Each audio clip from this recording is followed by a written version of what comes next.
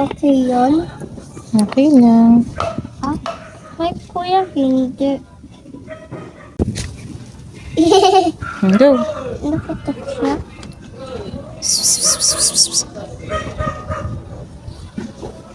Ayan, butterfly. That's it. Wow!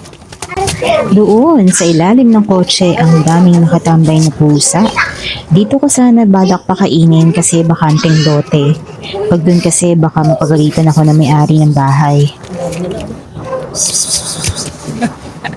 10 minutes na ako nagtatawag sa kanila. Hindi pa rin sila lumalapit. Mga nakatingin lang. Kaya heto, sabi ko kay Ulap, help niya akong ilapit yung food sa mga pusa.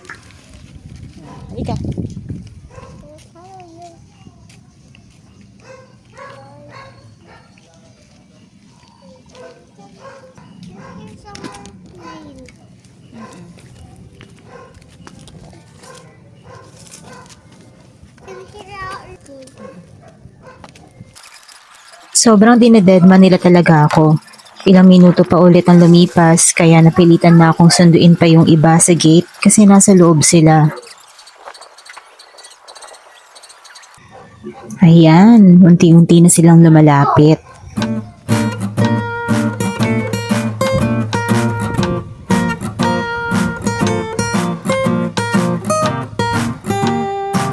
Sobrang ilap nung iba at napapatalon pa nga kada lalapit ako.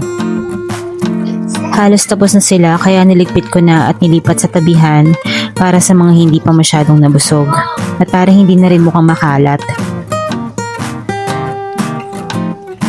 Gusto ko nga palang pasalamatan ng mabait na sponsor para sa feeding na to, ang aking kaibigan sa Pizza Hut noong year 2009, Jinky Fernando. All thanks and glory to God. May He continue to bless Jinky for her generous heart.